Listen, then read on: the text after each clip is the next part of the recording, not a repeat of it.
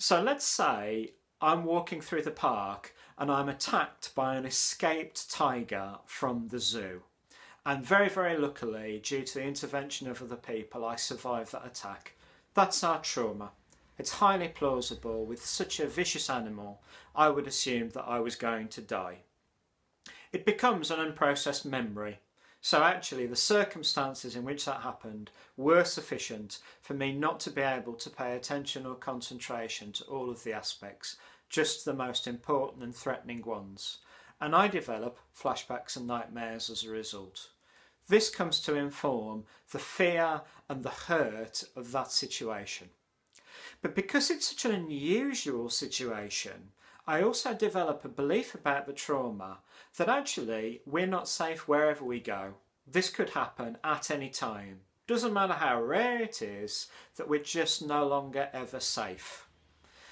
And indeed, that's something which lends itself to feeling very anxious and threatened. Those are the feelings that I'm dealing with alongside my flashbacks and my nightmares. How do I cope with this? Well, I cope with this by avoidance. So I decide that I stay in my home. I stay in my flat. Now, because I'm staying in my flat, I'm not offering myself the opportunity to go down the park again or go anywhere else and discover that this doesn't happen. So I'm not creating the opportunity of forming different memories. And if I stay in my flat, the chances are that my life is going to become very limited. Friends will probably only have a certain degree of patience before they start to give up on me. My workplace is certainly only going to take it for so long that I don't turn up into work. And indeed, if this carries on, this is going to start to inform my beliefs about myself. Now I don't have any friends and I don't have work. My future is starting to look pretty bleak, isn't it? And if I don't have friends, if I don't have work, I might start to assume that I'm pretty no good as a person. And indeed that other people are not sympathetic, or other people are not willing to give me the time, and that then comes to inform a sense of sadness, a sense of threat, a sense of anxiety about my circumstances.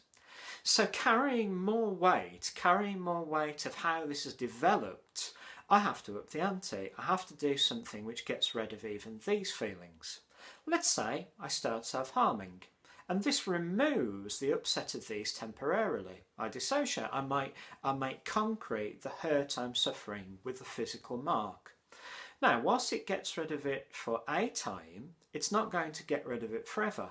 The situation doesn't change. So I have to continue to do that. Maybe I feel stuck doing it. Oftentimes when people self-harm, they feel ashamed afterwards. Maybe this builds upon my sense of worthlessness, my sense of not being good enough, and maybe this maintains the threats, the anxiety, the fear, the sadness I'm suffering in the here and now. And indeed, I have to resort to other means or up the ante. Maybe I will think about then ending my life because it feels there's no way out of this trap. Of course, not all people who suffered trauma go through quite the withdrawal I'm describing. It may very well be that you have it for more specific things, and indeed you haven't resorted to some of the things I've described. Why I come to this case and why I use that example is to illustrate how, through some avoidance, our difficulties might double or multiply, and indeed we may, not necessarily, resort to other means of coping that only deepen that distress. Why I really wanted to get this out is because this is a theorised part of post-traumatic stress disorder that it feels to me like not a lot of people know about, and it's a really nice explanation for exactly what goes on. I hear in my practice so many people say, am I going mad that I'm remembering these things and I'm remembering them so vividly? No. It's just the nature of memory in these circumstances. It's just the way our animal brain tries to protect us all over again with a memory that doesn't operate the way other memories do. So if you do have PTSD, if you are suffering from trauma-like symptoms, this might be a way of actually normalising your experiences. This is a normal response to really, really difficult situations that have happened.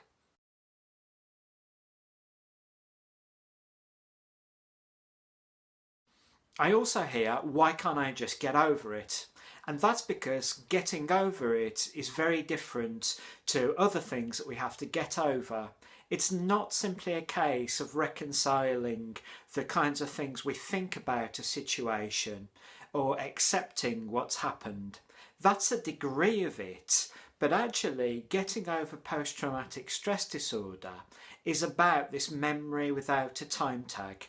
And it's by telling the story, it's about processing it. It's often about going through it or forging different experiences, which means that this rogue, toxic memory which keeps coming back is processed, a time tag is added to it, and it's kind of put in its place with lots of different other memories. And that happens very differently, and so getting over it looks very different. It's not like getting over it with other things.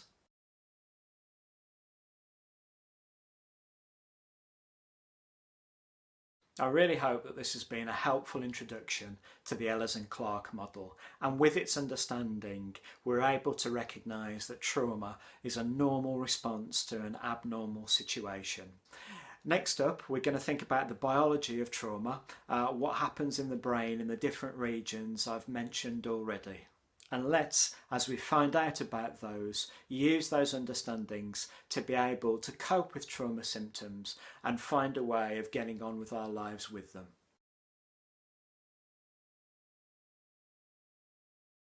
And if you have liked this video, please like and subscribe to Beacon Psychology Service.